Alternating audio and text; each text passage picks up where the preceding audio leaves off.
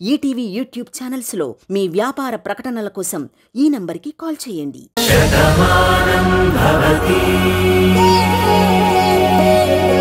ఏంటమ్మా నువ్వనేది? అవునన్నయ్య, నువ్వే శివ అన్న నిజం తనకి తెలిసిన దగ్గర నుంచి అత్తయ్యకి చెప్తానని నన్ను భయపెడుతుంది. అందుకే ఈ నిజాన్ని ఆవిడ బయట పెట్టకుండా ఉండడం కోసం తనెన్ని మాటలన్నా పడుతున్నాను. ఎంతలా బాధ పెడుతున్నా సహిస్తున్నాను. ఏంటమ్మా ఇది? అసలు ఈ విషయం తనకెలా తెలిసింది? లేదా నేనేదో బెదిరించడానికి అలా చెప్తున్నట్టుంది. లేదన్నయ్య, ఆర్టిఫిషియల్ ఇంటెలిజెన్స్తో నీ బొమ్మ గీయించింది. నువ్వు నేను మాట్లాడుకున్న మాటలు వీడియో తీసింది. నా సొంత చెల్లెలికి ఇంత అన్యాయం జరుగుతున్నా మన బంధాన్ని బయటికి చెప్పుకోలేకపోయాం. నువ్వే శివ అన్నయ్యవని నిరూపించడానికి నీలిమ దగ్గర అన్ని ఆధారాలు ఉన్నాయి. ఇప్పుడు ఈ విషయం అత్తయ్యకి తెలిస్తే ఇంట్లో ఏం జరుగుతుందో నీకు తెలుసు కదా. అత్తయ్య ఎంతలా మారిపోయినా ఇప్పుడు మనందరినీ ఇంత ప్రేమగా చూసుకుంటున్నా రాము నీ వల్ల చనిపోయాడు అన్న కోపం ఆవిడ మనసులో ఉందన్నయ్య. తన తల్లి కడుపులో చిచ్చు పెట్టింది నువ్వే అన్న కోపం చాందనికి ఉంది. వాళ్ళెంతగానో అభిమానం చూపించినా పార్దునే శివ అని తెలిస్తే వాళ్ళేమైపోతారు? ఈ ఇల్లు అగ్నిగుండం అవుతుంది. అలా అవ్వకూడదని ఆ బాధ నేను భరిస్తున్నాను. అందరూ సంతోషంగా ఉండాలని నీలిమ నన్ను మానసికంగా కృంగదీస్తున్నా బయటికి నవ్వుతూ నటిస్తున్నాను. అనుక్షణం నీలిమ పెడుతున్న టార్చర్ అంతా ఇంత కాదు.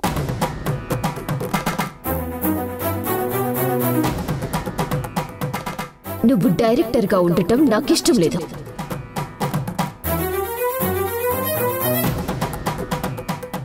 చివరి క్షణంలో నువ్వు అగ్రిమెంట్ మీద ఇంటూ మార్కు పెట్టి నాకు ఈ డైరెక్టర్ పదవి తీసుకోవటం ఇష్టం లేదు అని చెప్పాలి.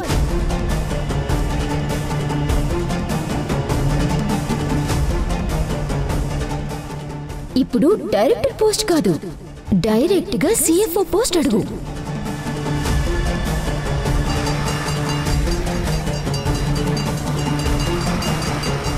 ఎందుకమ్మా నా కోసం నువ్వు ఇంత వాదన భరిస్తున్నావా? అవునన్నయ్య, ఈ నిజం ఎప్పటికీ ఎవరికి తెలియకూడదనుకున్నాను. కానీ ఇప్పుడు నీకు చెప్పడంలో ఒక ఆంతర్యం ఉంది. ఎంత కాదనుకున్నా నాకు అప్పుడప్పుడు నీలిమ మీద కోపం వస్తుంది. అది నీలిమ మీద ప్రదర్శిస్తున్నాను. అది తట్టుకోలేని నీలిమ నెక్స్ట్ ఏం చేస్తుందో నాకు కూడా అర్థం కావడం లేదు. నా మీద కోపంతో చాందిని మీద పగ సాధించడానికి ప్రయత్నం చేస్తోంది. అందుకే నువ్వు చాందిని కంటికి రెప్పలా కాపాడుకోవాలి. నీలిమ విషపు కోరల నుంచి రక్షించుకోవాలి. తను తల్లయ్యే వరకు ఎలాంటి బాధ కలగకుండా చూసుకోవాలి. ఇవన్నీ ఆలోచించాను కాబట్టే ఇప్పుడు నీకు ఈ నిజాన్ని చెప్పాను. చూడు బాను, ఏడ్చే కొద్దీ నీలిమ లాంటి వాళ్ళు ఏడిపిస్తూనే ఉంటారు. వాళ్ళకి భయపడుతున్నామని తెలిస్తే మరింత భయపడుతూ రాక్షస ఆనందాన్ని పొందుతారు. అలాంటి వాళ్ళని ఎదిరించాలమ్మా. నీ అంతు చూస్తామని బెదిరించాలి, వాళ్ళని భయపెట్టాలి. అంతేకాని వాళ్ళకు భయపడకూడదు. అత్తయ్యకి తను ఈ నిజం ఎలా చెప్తుందో నేను చూస్తాను. పద, ఇప్పుడే వెళ్ళి దాని అంతు చూస్తాను. అన్నయ్య, ఈ ఆవేశమే వద్దన్నయ్య. నన్ను నాపక బాను, మనమేం తప్పు చేయలేదు కదా. తప్పు చేయనప్పుడు మనమేం భయపడాల్సిన అవసరం లేదు. అందులోనూ నీలిమ లాంటి వాళ్ళకి అస్సలు భయపడకూడదు. తను తప్పులు చేసి తప్పించుకొని తిరుగుతుంది. ఆత్మహత్య ప్రయత్నం చేసి అత్తయ్య దగ్గర మంచిదల్లా నటిస్తుంది. నీలిమ మేకతోలు కప్పుకున్న పులి లాంటిది. తన నిజ రూపాన్ని బయటపెట్టి ఈ ఇంటి నుంచి బయటికి పంపిస్తాను. అప్పుడు నువ్వు భయపడాల్సిన అవసరం కానీ బాధపడాల్సిన పని కానీ లేదు. వద్దన్నయ్య, నీలిమ ప్రవర్తన పిచ్చివాడి చేతిలో రాయి లాంటిది. గురి చూసి కొట్టడు, గాల్లోకి విసురుతాడు. అది అమాయకులకు కూడా తగలొచ్చు. ఆ రాయి తగిలిన వాడికి తల పగిలిపోతుంది. ఒక్కోసారి జీవితమే ముగిసిపోతుంది. ఇప్పుడు మన పరిస్థితి అదే. నీలిమనేమైనా అంటే తను నోరు జారుతుంది. ఒక్కసారి నిజం బయటకొచ్చిందంటే తర్వాత పరిస్థితి ఏంటో మన ఊహకు కూడా అందదు. ఆ రాబందు లాంటి నీలిమతో గొడవపడి మన బంధువుల్ని మనం దూరం చేసుకోలేం కదా. ఇప్పుడు తనతో గొడవపడి ప్రయోజనం లేదన్నయ్య. ఈ సమస్యని ఆలోచించి పరిష్కారం తీసుకోవాలంటే సహనం కావాలి. సమయం కోసం ఎదురు చూడాలి. అప్పుడే మనం అనుకున్నట్టు ఆ దుష్టశక్తిని ఎదిరించి మన వాళ్ళని మనం కాపాడుకోగలం. వాళ్ళకి ఆనందాన్ని పంచగలం అన్నయ్య. అమ్మమ్మ, నేను ఒకసారి దోసపడి వెళ్ళొస్తాను. ఇంత సడన్ గా ఇప్పుడెందుకే? అదే అమ్మమ్మ, మన తోటలో ఎరువులు అవి వేయకుండా ఆర్గానిక్ ఫ్రూట్స్ పెంచమని చెప్పొస్తాను. చాందినికి ఆ జ్యూసులు వేస్తే కొంచెం హెల్దీగా ఉంటుంది కదా. దానికి డెలివరీ అయ్యే వరకు నువ్వు ఈ జ్యూస్ అనే మాట మర్చిపోవా ఊర్మిళ? నా బాధ నీకు తెలీదమ్మమ్మ. ఇప్పుడు డాక్టర్ హెల్దీగా చూడమని చెప్తూ ఉంటారు కదా, అలా హెల్దీగా చూసుకోవాలనే కదా నా తాపత్రయం కూడా. పిచ్చి ఊర్మిళ, లేక లేక చాలా ఏళ్లకి ఇన్నాళ్లకి దానికొక పసిపాప రాబోతుంది. చాందినిని నువ్వే కాదు, అందరూ కంటికి రెప్పలా కాపాడుకుంటున్నాం. ఇన్ని తరాలు చూసిన దాన్ని, నా మునిమనవరాల్ని ఎలా చూసుకోవాలో నాకు తెలీదా? అమ్మా చాందిని, ఏంటి పడుకోకుండా ఎలా వచ్చావు? నీరసంగా ఉందా? పోనీ ఏమైనా తింటావా? ఆహా, వద్దు మమ్మీ. నాకు చిన్న డౌట్ వచ్చింది. అది ఎలా అడగాలో అర్థం కావడం లేదు. అదేంటో కక్కేవే మనవరాలా? లేదంటే నువ్వు కక్కేదాకా మీ అమ్మ తినిపిస్తూనే ఉంటుంది. అమ్మమ్మా, ఏం లేదు బామ్మ, కడుపుతో ఉన్న వాళ్ళకి పుల్లగా తినాలనిపిస్తుందంట కదా. పుల్లటి మామిడికాయలు, నిమ్మకాయలు ఇలా తింటూ ఉంటారట కదా. అవునే, ఇంతకు ముందు నువ్వు కడుపుతో లేవు కదా, ఇవన్నీ నీకెలా తెలుసాయే? ఊరుకో బామ్మ, నువ్వు నీ పరాచకాలు. ఎన్ని సినిమాల్లో చూడట్లేదు, ఆ అమ్మాయి కడుపుతో ఉందని గాని బోలెడి పుల్లటి మామిడికాయలు తీసుకొస్తారు తెలుసా? ఓహో, సరే, నీకిప్పుడు పుల్లగా ఏమైనా తినాలనుందా? ఉండమ్మా, ఇప్పుడే తెప్పిస్తాను. అయ్యో, ఇంకా ఉగాది రాలేదు ఊర్మిళ.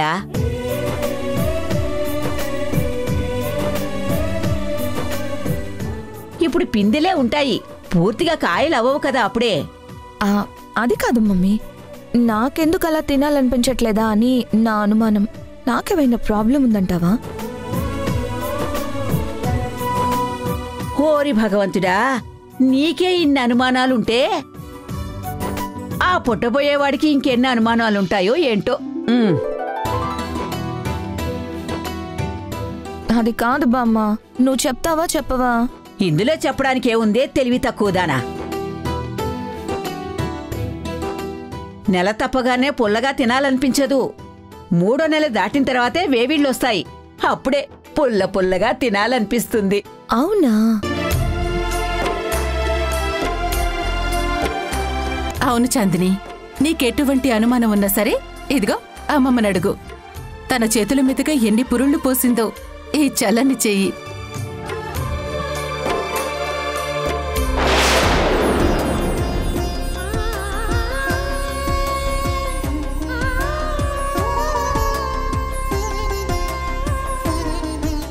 చూసావు కదా అన్నయ్య, ఎంత ఆనందంగా ఉన్నారు.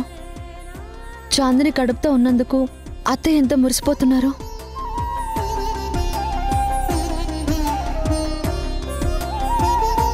ఇంట్లో పసిపాపల నవ్వులు వస్తున్నాయని అత్తయ్య చిన్నపిల్లల మారిపోయి ఎంత సంతోషపడుతున్నారో చూస్తున్నావుగా. నేను ఆ సంతోషాన్ని దూరం చేస్తానండం లేదు బాను. నీకు మనశ్శాంతి లేకుండా చేస్తున్న ఆ నీలిమ అంతు చూస్తానంటున్నాను. దాన్ని ఇంట్లోంచి పంపించేస్తే ఈ ఇంట్లో ఈ నవ్వులు ఎప్పుడు ఇలానే ఉంటాయి. నీతో సహా అందరూ ఆనందంగా ఉంటారు. మనకున్న బంధం అనుబంధం నీలిమాకి ఉండవన్నయ్య. తన కోరిక నెరవేర్చుకునే వరకు నిద్రపోదు. ఇప్పుడు నువ్వు నీలిమాతో గొడవ పడితే నీలిమ ఇంట్లో గొడవ పెడుతుంది. దాంతో మొత్తం అసలు నిజం చెప్పేస్తుంది. చెప్తే చెప్పని ఏమవుతుంది? ఏదో ఒక రోజు ఈ నిజం తెలియాల్సిందే కదా. ఎప్పుడో తెలియడం వేరు, ఇప్పుడు తెలియడం వేరన్నయ్య. అత్తయ్య చాందిని కడుపులో పెరుగుతున్నది తనకి దూరమైన పెద్ద కొడుకు రాము అనుకుంటున్నారు. మళ్ళీ తన కొడుకే తన మనవడి రూపంలో తన ఇంటికి వస్తున్నారని సంబరపడిపోతుంది. కానీ శత్రువుగా భావించే వ్యక్తికి ప్రతిరూపమని తెలిస్తే తట్టుకోలేరన్నయ్య. అందుకే ఈ నిజం ఇప్పుడే అత్తయ్యకి తెలియకూడదు. ఆవిడ సంతోషం ఆవిరైపోకూడదన్నయ్య.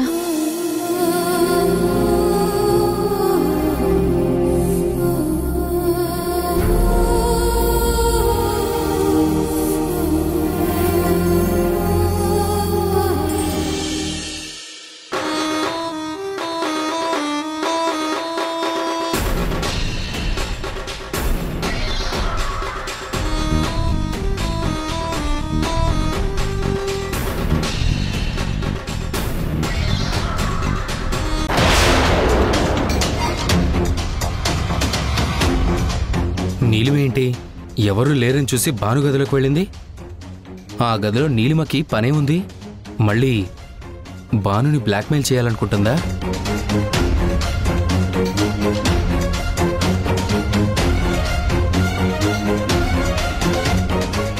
Good morning Bhanu.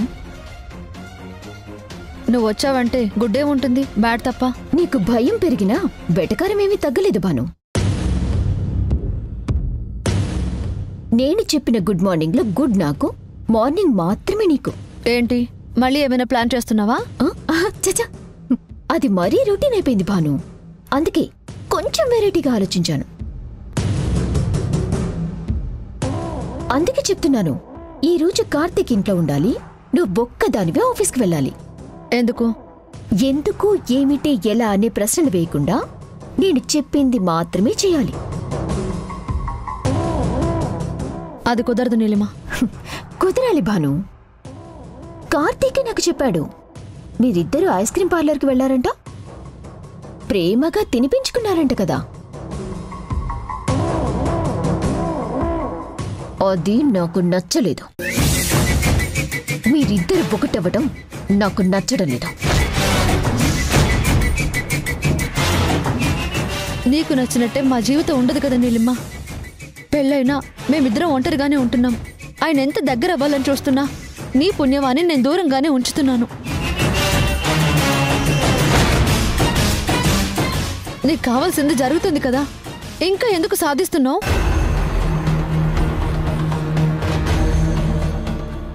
4 గోడల మధ్య మీరు దూరంగా ఉన్నా బయట నలుగురికి తెలియదు కదా భాను. అందరి ముందు మీరు అన్యోన్యంగా ఉంటున్నారు, అదే కదా నాకు నచ్చడం లేదు. అందుకే నువ్వు ఒక్కదానివే ఆఫీస్కి వెళ్ళాలి, కార్తీక్ని ఒంటరిగా ఉంచాలి. ఎలా చెప్పమంటావు చెప్పు? అది నీ ఇష్టానికి వదిలేస్తున్నాను. అయినా ఎవరిని ఎలా డీల్ చేయాలో నీకు బాగా తెలుసు కదా భాను. ప్లీజ్ నీలిమా, సహనానికి కూడా ఒక హద్దు ఉంటుంది, భరించడానికి కూడా కొంత సహనం ఉంటుంది. చేయనంటే నిజం మీ అత్తయ్య దగ్గర బయటకొస్తుంది. నువ్వు ఈ ఇంటి నుంచి బయటికి వెళ్ళిపోతావు. మీ అన్నయ్య జీవితం, చాందిని జీవితం ఏమైపోతుందో ఆలోచించుకో. అంటే బయటికి ఒకటిగా కనపడుతున్నా వీళ్ళిద్దరూ దూరంగా ఉంటున్నారా? నీలిమా, నా చెల్లికి నువ్వు ఇంత నరకం చూపిస్తున్నావా? నీకు బుద్ధి చెప్పాలి, సందేహమే లేదు.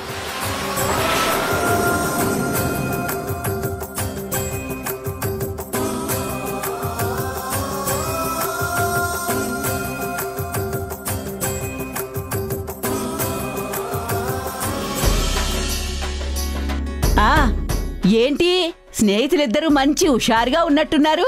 అవునమ్మా, మా చిన్ననాటి విషయాల్ని గుర్తు చేసుకుని నవ్వుకుంటున్నావు. పాత జ్ఞాపకాలు ఎప్పుడూ ఆనందంగానే ఉంటాయి. తలుచుకున్న ప్రతిసారి మనసు ప్రశాంతంగా ఉంటుంది. అవేంటో మాకు చెప్తే మేం కూడా ఆనందిస్తాం కదా. కాలేజీ నాటి విషయాలు భార్యలతో పంచుకోకూడదు. అవి మాకు మధుర జ్ఞాపకాలు. మీతో చెప్పామంటే చేదు జ్ఞాపకాలుగా మిగిలిపోతాయి. మామూలుగా అంటే ఏంటి? అప్పుడు మీరు పిచ్చి పిచ్చి వేషాలు ఏమైనా వేసావారా ఏంటి? వీడు ఎప్పుడూ నిప్పే. అయితే నువ్వు తప్పు చేసావా వాసు? అలా అని కాదు. ఏంటి బామ్మ మావయ్యని అంటున్నావు? ఆయన ఎలాంటి వారో నీకు తెలీదా? అవును బామ్మ, అంకుల్ చాలా మంచివాళ్ళు. ఇప్పుడు ఎలా ఉన్నారు, అప్పుడు అలాగే ఉండేవాళ్లేమో. అవును తల్లి. ఓసి పిచ్చి మొహాల్లారా, ఒక వయసు వచ్చాక అందరూ ఇలాగే ఉంటారా? కానీ కాలేజీలో ఉన్నప్పుడు అల్లరి చేయని వాళ్ళు, చిల్లర వేషాలు వేయని వాళ్ళు ఎవ్వరూ ఉండరు. అలా ఉంటేనే వాళ్ళు బాగున్నట్టు, లేకపోతే వాళ్ళని ఏ డాక్టర్కైనా చూపించాలి.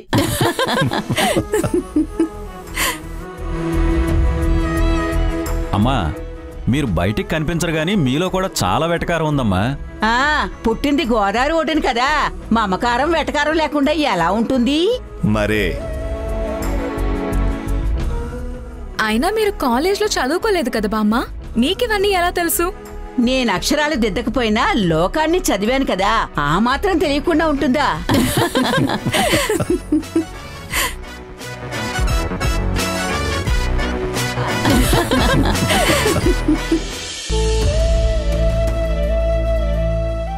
ఏంటన్నయ్య రమ్మన్నావు? ఆ నవ్వులు వినిపిస్తున్నాయి కదా? వినిపిస్తున్నాయన్నయ్య. ఆ నవ్వులు పంచుకునే మనుషుల్లో నువ్వు లేవు. దానికి కారణం నేను. నా వల్ల నీకు ఆనందమే ఉండాలి కానీ కన్నీళ్ళు ఉండకూడతావు. ఇప్పుడే వెళ్ళి అత్తయ్యకి నిజం చెప్పేస్తాను. అన్నయ్య, ఏంటన్నయ్య నువ్వు మాట్లాడేది? ఆ నవ్వులలో నేను లేకపోయినా నా వాళ్ళు నవ్వుతూ ఉన్నారన్న ఆనందం నాకు చాలు. ఎప్పటికీ ఆనందంగా ఉండాలని ఈ బాధని మౌనంగా భరిస్తున్నాను.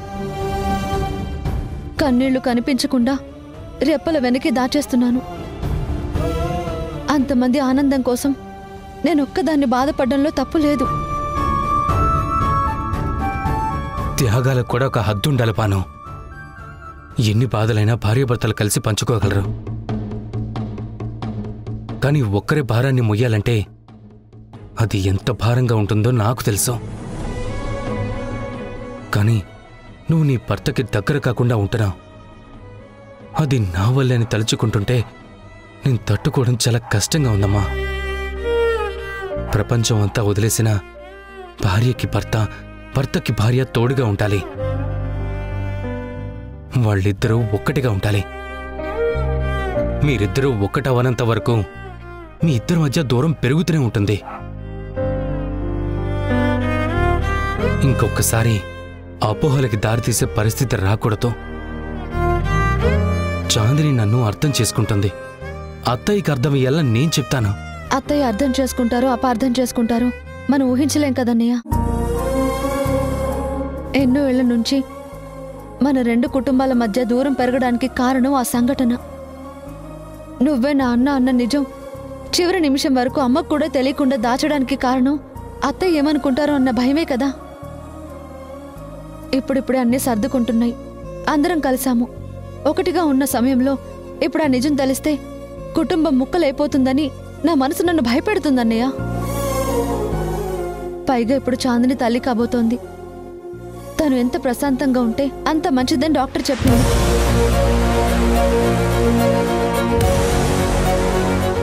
ఈ నిజం తెలిస్తే చాందిని ఎలా తీసుకుంటుందో మనకి తెలియదు.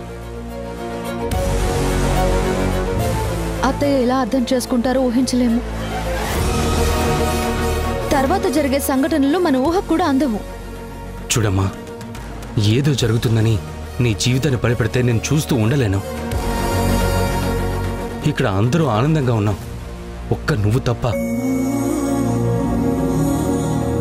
నువ్వు ఎందుకు ఇలా ప్రవర్తిస్తున్నావో అర్థం కాక కార్తీక్ చాలా బాధపడుతున్నాడు.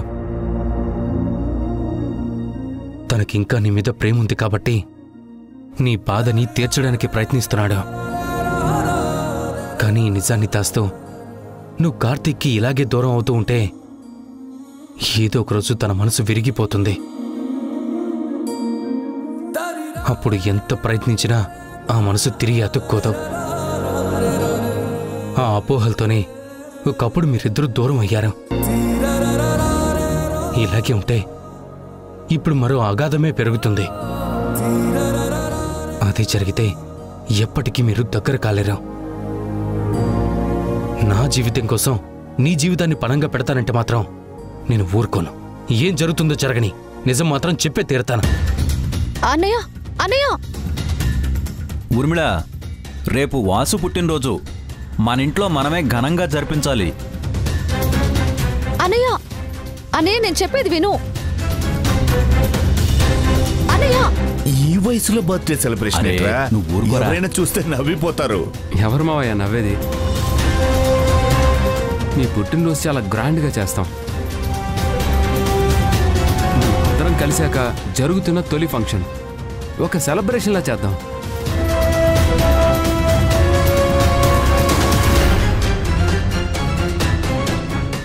అసలు చాలా గ్రాండ్గా సెలబ్రేట్ చేద్దాం. బావా, రేపు మావయ్య పుట్టినరోజుని అందరం కలిసి చాలా గ్రాండ్గా చేయాలి. ఏమంటావు? నేను ఒక విషయం చెప్పాలనుకుంటున్నాను.